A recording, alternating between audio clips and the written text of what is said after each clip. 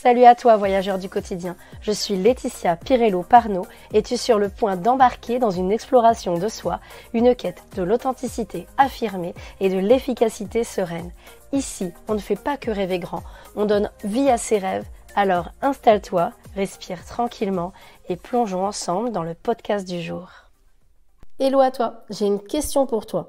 Combien de fois t'es-tu senti comme une pile faiblarde à deux doigts de clignoter batterie faible en plein milieu de ta journée? Ça te parle? T'inquiète, on est tous passés par là. C'est pour ça qu'aujourd'hui, on va causer recharge ton cerveau, les essentiels d'une pause réussie. C'est un peu comme si on se faisait une petite séance spa, mais pour notre tête. Prête pour ce voyage? Allons-y. Pourquoi est-ce que c'est si crucial de recharger son cerveau? On va parler un petit peu du côté scientifique derrière le repos. Des études, notamment celle du docteur Sarah Mednick, montrent que nos cerveaux ont besoin de pauses pour améliorer la créativité, la mémorisation et même la prise de décision. C'est un peu, si tu veux, comme permettre à ton ordinateur de redémarrer après une mise à jour correctement. La culture aussi du toujours plus. On vit dans un monde où l'on nous pousse constamment à faire plus, être plus, toujours plus vite, avoir plus. Sauf que, spoiler alerte, on n'est pas des machines. Non, non, non. Donc en fait, qu'est-ce qu'on va faire? On va observer les signes que ton cerveau crie au secours. D'accord? Donc déjà, première façon de le voir, c'est ton attention qui est en berne. Si tu relis 3 fois la même phrase et que tu es toujours à l'ouest, c'est un signe crucial que tu as vraiment besoin d'une bonne pause. Deuxièmement, la mémoire qui flanche. Quand tu oublies pourquoi tu es entré dans une pièce ou le nom de cette actrice que tu adores pourtant, bah ouais, c'est le moment. Passe pas à côté. Tu verras que ça t'aidera à remettre de l'ordre dans tes idées. Une pause, au moins quelques minutes, mais s'il faut, prends-en plus et plus régulièrement. Troisième point, et celui-ci je le vois tellement de fois quand j'accompagne des personnes, c'est l'irritabilité, parce qu'en fait ils me disent que généralement dans ces cas-là ils n'ont pas envie de passer du temps avec les autres, ils sont plus désagréables, parfois même ils se mettent plus facilement en colère, ou ils sont plus impatients. Donc si ton niveau de patience ressemble à celui d'un enfant de 2 ans devant une glace qui fond, bon c'est une image mais ça peut être aussi un adulte devant un truc qu'il a envie d'avoir tout de suite, c'est que tu es en surchauffe, et ça c'est un signe que ça sature. Voilà, donc écoute ton corps. Je sais qu'on a souvent tendance à ne pas le faire, mais c'est essentiel parce qu'en fait, à un moment donné, c'est comme un enfant qui pleure. Bah, si tu l'écoutes pas et que tu donnes pas ce dont il a besoin, et à un moment donné, ça risque de vraiment s'intensifier. Et c'est pareil comme quelqu'un qui a une douleur et qui l'écoute pas et qui s'intensifie. Voilà, donc c'est vraiment ça, c'est important. Donc les essentiels. Maintenant, on va voir ça pour une pause réussie.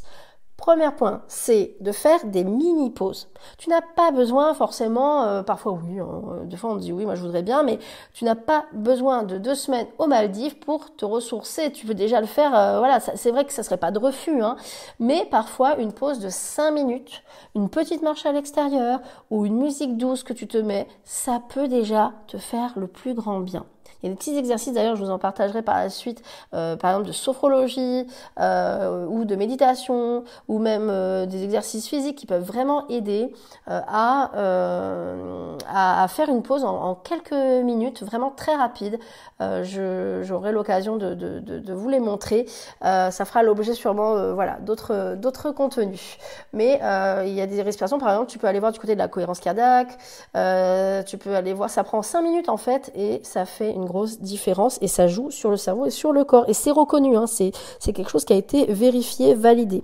La déconnexion, deuxième point. Et ça, je sais qu'il y en a plein. Moi, j'ai plein de commentaires de personnes qui m'en parlent, qui me disent que ça leur fait le plus grand bien. Les gens qui me disent qu'ils ont beaucoup de mal à le faire aussi. Donc, si tu testais une digital detox, au moins un petit peu, hein, tu n'es pas obligé de faire non plus une journée ou plusieurs jours, hein. Pourquoi pas, ça peut être une idée, sans aller à l'extrême, accorde-toi quelques heures sans écran par jour, tu verras, c'est quelque chose qui peut être très libérateur. Si tu as beaucoup de mal avec le vide, autorise-toi éventuellement de la musique, de voir des gens ou de faire une activité que tu aimes bien. Tente moins longtemps même, pourquoi pas, pour commencer. C'est une sensation de libération en fait qui est assez intéressante, qui nous montre d'ailleurs souvent à quel point on est finalement assez dépendant de ces petites bêtes-là à écran multicolore. D'ailleurs, la couleur joue tellement, j'en connais qui ont réussi à diminuer leur temps d'écran avec un hack assez intéressant, mettre leur écran en noir et blanc. plus le même effet d'un coup et moins tenté d'y rester des heures. À tester pour voir si ça fonctionne pour toi, si tu es vraiment accro. Après, un travail sur la dépendance plus de fond peut aussi s'avérer nécessaire à voir en fonction vraiment de là où tu en es. Mais c'est plein de petites idées comme ça qui pourraient t'aider pour pouvoir mettre de la pause par rapport aux écrans, par rapport au numérique. Ça ne l'interdit pas, mais c'est voir ce que ça donne aussi. Et si c'est trop compliqué, comme je te l'ai dit, tu peux te mettre dans des activités quand même, d'accord? Voilà, le but c'est pas non plus d'être dans un vide complet si tu as du mal, et sinon tu peux y être parce que pour de bon, ça peut aussi être très reposant. Les loisirs créatifs, coloriage, tricot, écriture, laisse parler ton âme d'artiste, c'est un super moyen de recharger les batteries en s'amusant. Ça peut être aussi voilà le sport, voilà, tu peux vraiment trouver des loisirs.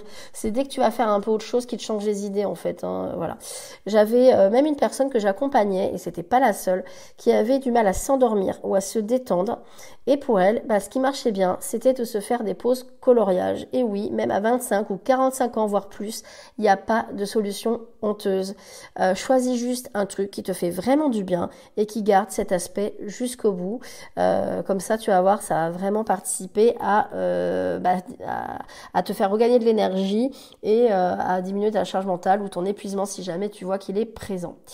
Alors, prêt à offrir à ton cerveau ce petit break qu'il mérite. Si tu mets en pratique ces petits conseils sur la durée, je te confirme, tu te sentiras comme neuf. Si ce moment ensemble t'a plu, partage-le autour de toi. Ajoute les 5 étoiles et un commentaire. Ça aide ce podcast à se faire connaître et à accompagner de plus en plus de monde qui peut en avoir besoin.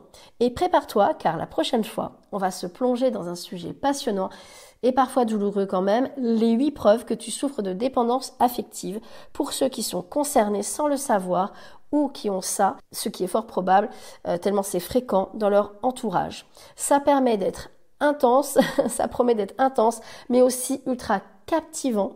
En attendant, chouchoute-toi et recharge bien ce joli cerveau. À très vite.